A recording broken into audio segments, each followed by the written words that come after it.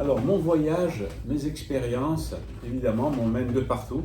Et cette fois, elles m'ont mené chez moi, donc dans le temple juif Abbassia, donc le centre communautaire israélite Beth Abab, que je voulais. Bon, j'avais fait déjà des cérémonies en Israël, à Jérusalem, et puis j'en ai fait aussi certaines en Corse, mais là, je voulais voir vraiment comment ça se passait. Encore une fois, pour vous témoigner objectivement. Donc voilà, j'ai mis le talit juif avec la kippa que je vais sortir maintenant pour faire un peu virer l'ambiance. Donc voilà comment je suis arrivé aussi à ça. Donc comme je vous l'avais peut-être pas dit, mais dans mon livre lié, mon arrière-grand-père qui s'appelait Moïse était de religion juive, mais avec la guerre, etc., ils ont changé de religion.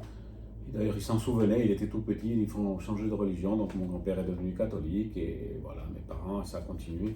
De plus, je suis le parrain du fils de Kevin, mon ami, que j'ai rencontré, qui est le fils d'un ami. Il m'a voulu que je sois le parrain de son fils. Kevin est juif, donc voilà, j'ai assisté à la cérémonie de circoncision, 8 jours après sa naissance, etc. Donc il m'a dit, je vais te faire participer à une cérémonie juive, cérémonie religieuse. J'ai dit, oui, j'ai envie de voir comment ça se passe. Il ne faut pas dire ça se passe bien, mal. Donc il m'a dit, je vais t'inviter à la cérémonie de Rosh Hashanah, Rosh Hashanah, c'est la fête de l'an juif.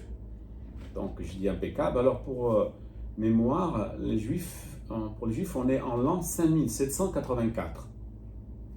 Qui d'après le Talmud, la Torah et des recoupements de calendrier historique juif, l'an a commencé le jour où le premier homme est apparu. Alors, je ne sais pas sous quelle forme, etc. Mais donc voilà, on a fêté l'an 5784.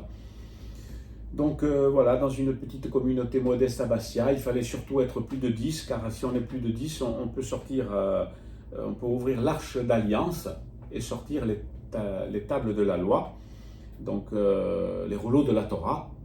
Et comme l'a dit le rabbin qui me connaissait aussi, car il est aumônier à la prison de Borgo, dans l'aumônerie donc juive et moi la catholique, il me dit, tu vas voir, si on est 10, le ciel va s'ouvrir. Nous étions 10, et voilà, j'ai pu intégrer donc avec un talit comme ça, avec une kippa, ce groupe de prière qui se regroupait autour d'un hôtel central en bois où le rabbin sans arrêt parlait. Donc on m'a remis un livre qui était en 3 langues, langue française, langue juive évidemment, l'hébreu, et aussi en phonétique, qui permettait de lire aussi le juif sans avoir à comprendre tous les symboles.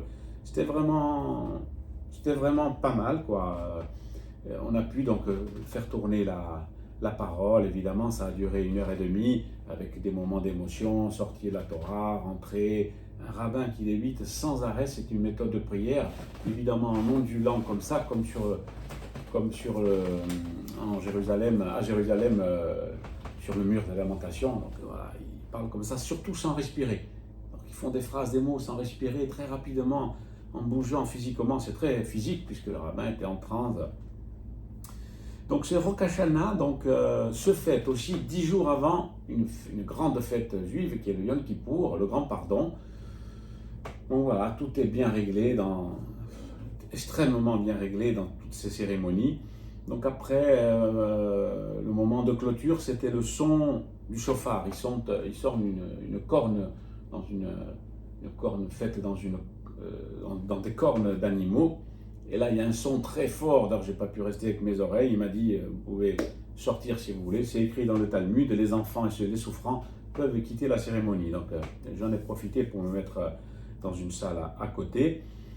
Et un son sans arrêt. Donc, après, il a expliqué. Donc, c'était le son qui expiait toute l'année passée, qui expirait aussi les cris de notre âme qui ne peut pas s'exprimer. Donc, voilà, tout était très symbolique. Waouh, j'ai trouvé ça aussi pas mal, poignant. Autre chose aussi, dans cette salle de prière, il y avait un paravent donc, qui séparait la salle de prière, qui séparait donc les hommes et les femmes. Voilà, les femmes elles peuvent écouter, mais sont à côté. J'ai vu ça évidemment donc, quand j'ai participé, vous le voyez dans une autre vidéo, à un office des musulmans. Les femmes étaient totalement à côté avec le même prêche de l'imam, là aussi, mais c'était juste séparé par un paravent. Comme je l'ai dit avant, aussi dans les églises catholiques et chrétiennes, les femmes d'un côté et les hommes de l'autre. Donc voilà, il y avait les agapes après qui ont fêté ça, classique, avec les enfants, tout ça en bon enfant. Voilà, mon carnet de notes est terminé, cette expérience également, qui m'a encore apporté un peu plus de connaissances, un peu moins d'ignorance j'espère, et surtout vous faire partager ce moment-là. Bonne journée.